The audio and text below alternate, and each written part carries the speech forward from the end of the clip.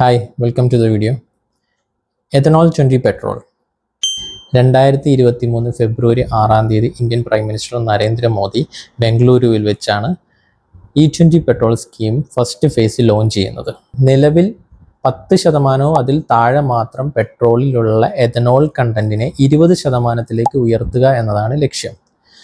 അതിലൂടെ carbon emission കുറയ്ക്കാനും crude ഓയിലിൻ്റെ ഇമ്പോർട്ട് കുറയ്ക്കാനും രാജ്യത്തിനെ സഹായിക്കും.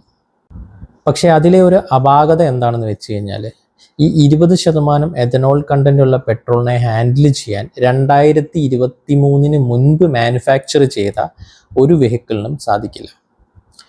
ദാറ്റ് മീൻസ് അത്തരം വെഹിക്കിൾസിന് 10 അതിൽ കുറവോ ഉള്ള എഥനോൾ കണ്ടന്റ് ഉള്ള പെട്രോളിന് വേണ്ടിയാണ് അതിൻ്റെ എൻജിൻ സിസ്റ്റം ഡിസൈൻ ചെയ്തിരിക്കുന്നത്. And in the primary fact നിങ്ങൾക്ക് മനസ്സിലാവുന്ന ഒരു കാര്യം, പെട്രോളിൻ്റെ കണ്ടൻറ്റ് ഫ്യൂവലിൽ കുറയുമ്പോൾ ഓഫ് കോഴ്സ് അതിൽ എഫിഷ്യൻസിയും വെഹിക്കിളിൻ്റെ കുറയും, അതായത് മൈലേജ് കുറയും. ഫസ്റ്റ് ഓഫ് ഓൾ സർവകാല റെക്കോർഡ് തുകയ്ക്കാണ് നിങ്ങളിപ്പോൾ ഓരോ ലിറ്റർ പെട്രോളും വാങ്ങിച്ചുകൊണ്ടിരിക്കുന്നത്. അതിലുപരി ഇപ്പോൾ ആ പെട്രോളിൽ തന്നെ പരിശുദ്ധി വീണ്ടും താഴോട്ട് പോയിട്ടുണ്ട്. As per an unreleased study of ARAI, the automotive research centre of India, അവർ പറയുന്നത് എന്താണെന്ന് വെച്ച് കഴിഞ്ഞാൽ, അവർ ഈ E20 പെട്രോൾ ഉപയോഗിച്ചിട്ട് നമ്മളുടെ വെഹിക്കിളിൻ്റെ നിലവിലുള്ള വെഹിക്കിൾ എൻജിനെയൊക്കെ ടെസ്റ്റ് ചെയ്ത് നോക്കിയപ്പോൾ കാര്യമായ കൊറോഷൻസ് ഒന്നും മേജർ എൻജിനിലോ എക്സോസ്റ്റിലോ ഒന്നും കണ്ടതായിട്ട് പറയുന്നില്ല. ബട്ട് ഓട്ടോമൊബൈൽ സിസ്റ്റം അത് മാത്രമല്ല, ഫ്യൂവൽ ഹോസ്, ഓറിങ്സ്, ഗ്യാസ്കറ്റ് സീൽസ് തുടങ്ങിയ ടൈനി കമ്പോണൻസിൽ സ്വെല്ലിങ്ങും ഹാർഡനിങ്ങും അത്തരത്തിലുള്ള കൊറോഷൻ തുടങ്ങിയ പ്രോബ്ലംസ് വിസിബിളാണ്. ക്വസ്റ്റ്യൻ ഈസ്, എന്തുകൊണ്ട് ഈ സ്റ്റഡി പബ്ലിഷ് ചെയ്തിട്ടില്ല? അതുമാത്രമല്ല, എഥനോൾ എന്ന് പറയുന്നത് വലിയൊരു മോയ്സ്ചർ അബ്സോർബൻ്റ് ആണ്.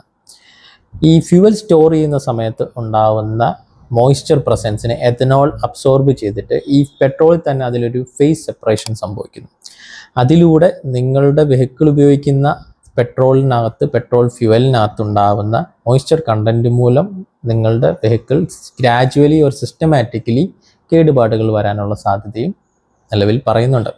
ഇത്തരം E20 പെട്രോളിൻ്റെ ഉപയോഗം മൂലം ഒരുപാട് വെഹിക്കിളിന് പ്രോബ്ലംസ് ഉണ്ടെന്ന് മെക്കാനിക്കുകൾ all over the nation strike ചെയ്തിട്ടുണ്ട്.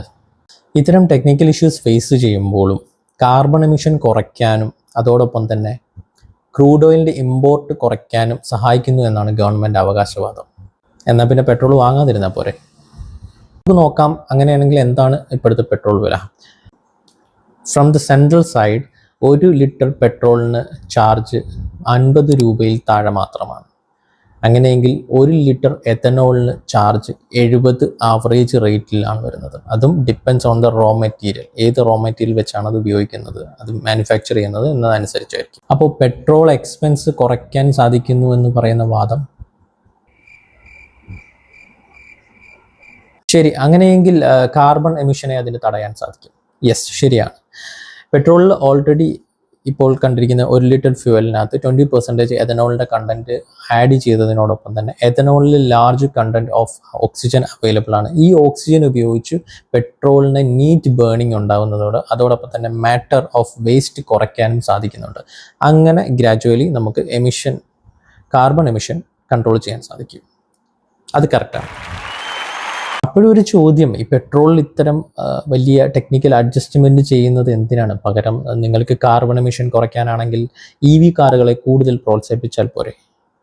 നിലവിൽ ഏതൊരു EV കാറിനും അതിൻ്റെ സെയിം വേരിയൻറ്റ് പെട്രോൾ കാറിനേക്കാളും 30 to 50% ഓഫ് പ്രൈസ് ഹൈക്ക് ഉണ്ട്. അപ്പോൾ ഗവൺമെൻറ് ആഗ്രഹിച്ചാൽ ഇത്തരം EV കാറുകളിൽ സബ്സിഡി നൽകി കൂടുതൽ കസ്റ്റമേഴ്സിലേക്ക് EV കാറിൻ്റെ ഉപയോഗം കൂട്ടിക്കൂടെ?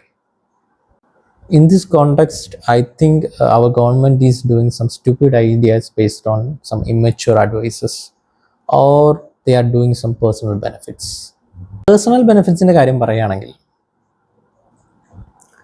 2023 എഥനോൾ ബ്ലെൻഡ് ചെയ്യുന്ന സ്കീം അനൗൺസ് ചെയ്തതിന് ശേഷം ലേറ്റ് 2025 ഒപ്പോസിഷൻ പാർട്ടി പാർലമെൻറ്റിൽ ഹൈലൈറ്റ് ചെയ്ത ഒരു കാര്യമുണ്ട്. Nikhil Gadkari, son of Nitin Gadkari, the honourable minister of roads and transport, അദ്ദേഹത്തിൻ്റെ മകൻ ഓൺ ചെയ്യുന്ന സിയാൻ അഗ്രോ ഇൻഡസ്ട്രീസ്. ഈ കമ്പനി 2024 ഫിനാൻഷ്യൽ ഇയറിൽ വെറും 17.5 കോടി ടേൺ ഓവർ മാത്രമുള്ള കമ്പനിയായിരുന്നു. ഈ സ്കീമിലൂടെ 2026 ഫസ്റ്റ് ക്വാർട്ടറിൽ 510 കോടിക്ക് മുകളിലാണ് ഇപ്പോൾ ആ കമ്പനിയുടെ ടേൺ ഓവർ. അതിലും 52 കോടിക്ക് മുകളിലാണ് അതിൻ്റെ പ്രോഫിറ്റ് ഷെയർ മാത്രം.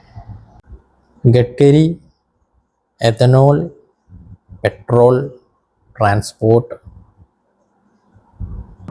എവിടെയോ എന്തോ ഒരു തകരാറ് പോലെ. ഈ ആരോപണങ്ങളൊക്കെയും government of course സമ്മതിച്ചിട്ടില്ല.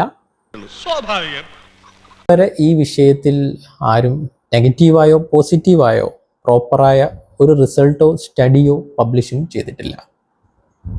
But across the nation petrol വാഹന ഉടമകൾക്കും ഡ്രൈവർ ജോലി ജീവിക്കുന്നവർക്കും ഇതൊരു പേടിയായി മാറിക്കഴിഞ്ഞു. ഇത്തരം വിഷയങ്ങളിൽ കൂടുതൽ ടെക്നിക്കലും ആധികാരികതയുമായി സംസാരിക്കാൻ കഴിയുന്ന ഇന്ത്യയിൽ ഒരാളേ ഉള്ളൂ. അദ്ദേഹം വാ തുറന്നാൽ മാത്രമേ നമുക്കിതിൻ്റെ കൂടുതൽ ക്ലാരിറ്റി ലഭിക്കുകയുള്ളൂ. അന്താരാഷ്ട്ര വിപണിയിൽ കുറയുമ്പോൾ ആ അന്താരാഷ്ട്ര വിപണിയിലെ കുറവിൻ്റെ ഒരംശമാണ് കൂട്ടുന്നത്. ആ അന്താരാഷ്ട്ര വിപണിയിൽ അത്രയും തന്നെ കൂട്ടുന്നില്ല.